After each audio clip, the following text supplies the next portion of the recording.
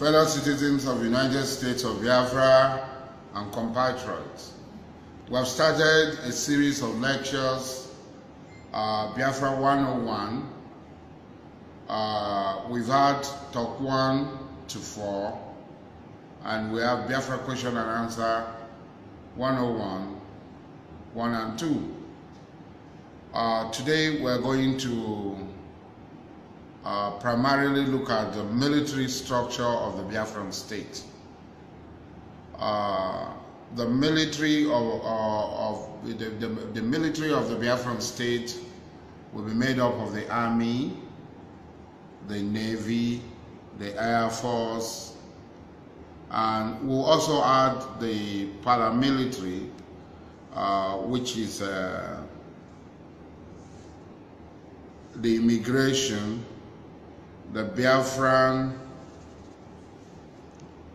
intelligence service, and the Biafran Bureau of Investigation. This will be the military and paramilitary at the center in Biafra. How is the Biafran military going to be formed?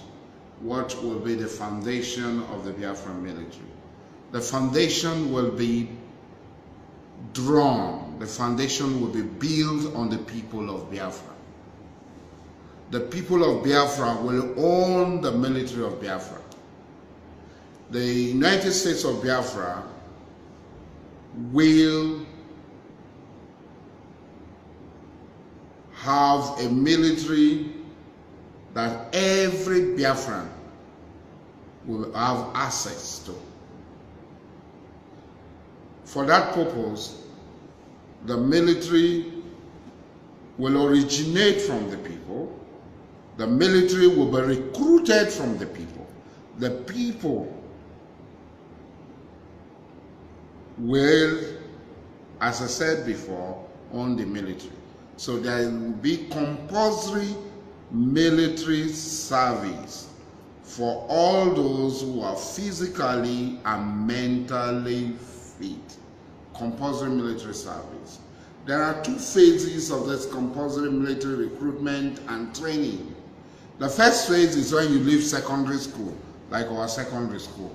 When you leave secondary school for males, you will be drafted into the army, into military training, and it will take for male 2 years and 8 months.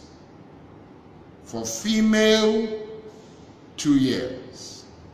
After your university education, you'll be recruited, you'll be recruited, reconstructed into the army for another compulsory military training for male 2 years 8 months, and for female 2 years. So cumulatively for male it will be 5 years 6 months military training. Cumulative for female it will be 4 years. That provides a level playing ground,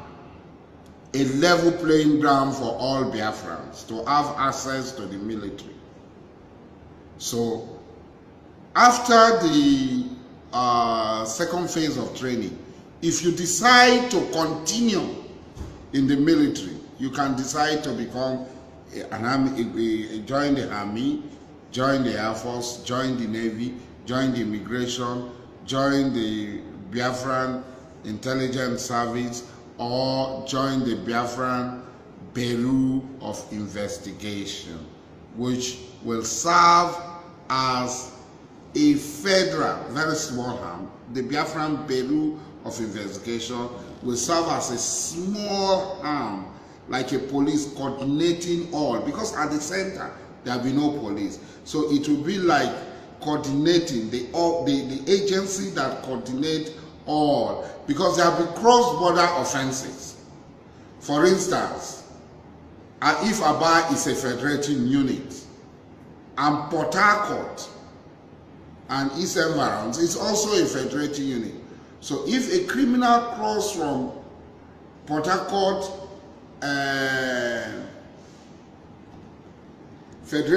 confederating units into Aba confederating units. The police from Port Harcourt cannot cross over to arrest them. They will stop at the boundary of the two federating units.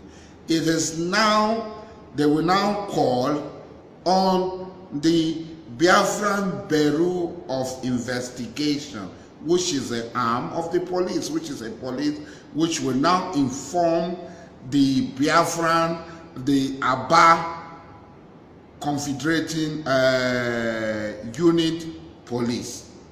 Now, they will now work hand in hand to apprehend the criminal and transfer him back to where the offense was committed, where they have the jurisdiction to try him, because the Port Harcourt Confederating Unit Police cannot cross over the boundary to go into Aba to apprehend him and put him on trial. It will be outside their jurisdiction. That is the BBI, Biafra Bureau of Investigation. It will be like a coordinating police ministry, just a few officers at the level. They will have branches, they will have offices in all the confederating states that will be that will be coordinated by the DG, who will be in the capital. Now, the Biafran Intelligence Service will deal with intelligence gathering, both as external and internal intelligence gathering, and share same intelligence with all the arms of the Biafran military and the police forces. Now, having said that, the military will be in such a way that if all Biafrans are trained in the military, have military training, it will be very difficult for a few people to go and overthrow the government of Biafra, seize government, and say, fellow Biafrans, today we have seized government. No. Biafra will be a democratic government, a government based on the rule of law, a government that will strictly follow the democratic ethos and totally following the democratic norms and due process of the law. The due process of the law will be adhered to strictly. When you say strictly, it's strictly. So, in such a state, there will be no military people lording over the people, being dictatorial. If somebody wears camouflage, if they see you on the road, they strip you naked, they flog you, there will be no such thing in Biafra. All Biafrans will be equal, the rights of all Biafrans will be respected. The primary duty of the military is to defend the territorial integrity, the dignity and honor of Biafra and our citizens. It is not a military that will be brutalizing the people of Biafra, Biafrans. No. This thing is that they will defend the territorial integrity. And now, after the training, if you elect to be part of the military, you'll be accepted. It is not just going to be a military that will be talking of arms. The Biafra military will have enough resources to research into weaponry that they are using. We must be able to make our weapons. We must be able to make our weapons, and we will surely make it. So our weapons will be made by us. We'll make the best standard of weapons. The Biafran military should be able to have a core of engineering, an engineering corps that will be able to work, construct roads, construct bridges, construct culverts, be able to respond to national emergency and need. The Biafra military will be able to produce most of the things and be able to pay itself. It will not totally rely on the government of the Biafran state. So the military will be made to go into investment, to invest like other military all over the world. The military of Israel, the military of the United States of America, of Egypt, of Turkey, they are involved in investment. They are involved in industry. And so the military will be a career where doctors will excel, scientists will excel. It will be an institution. The military will have its own universities. The military will have its own hospitals where they will interact and interface with every Biafran. That will be the military. So anybody who elect to be in the military is a career. You are choosing a career. It can be a medical doctor. It can be anything. Even if you are not in the military, you want to pursue other careers, you will be free. But every Biafran will be in reserve. You are going to be a reservee. At any time when the need arises to protect the territorial integrity of Biafra. If Biafra is threatened, every Biafran will be called to arm. If the dignity of Biafra is brought is brought into shame, we are going to reclaim our dignity, our honor as a people. Now, a lot of people are afraid that people will hijack Biafra through the military, through military coup. It is not going to be possible. Biafra will be structured in such a way that it will be very difficult for one set of Biafrans to go and lord over Biafrans by planning military coup, because the states, each of the confederating units, will have their own police force.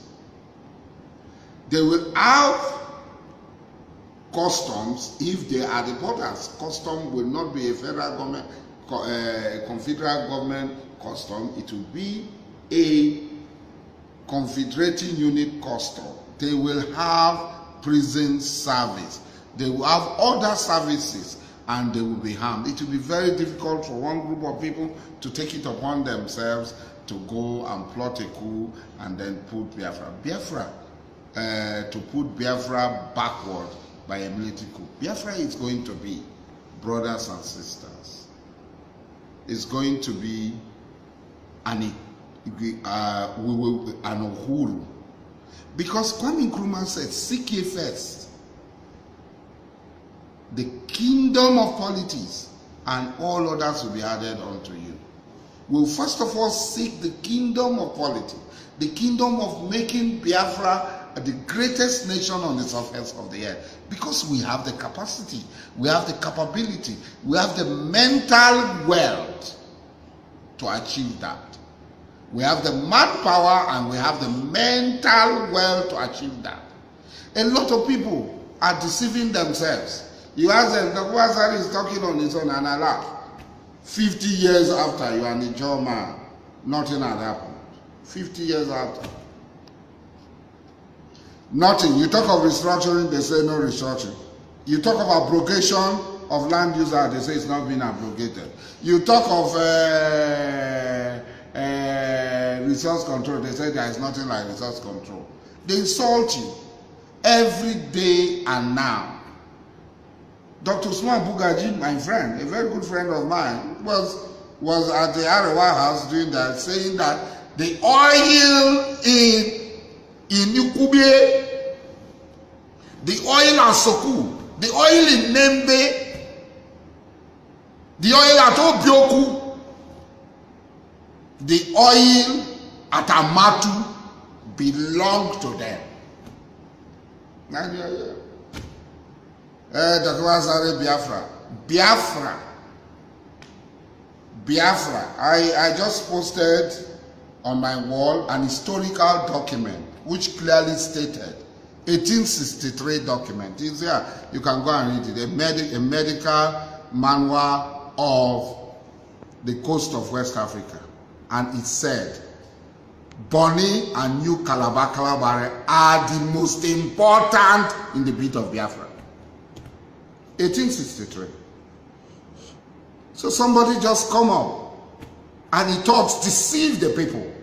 He tells the people that, look, we are talking of Niger Delta Republic, we are talking of this. He's a liar. He's working for the Futajelon Gambaris.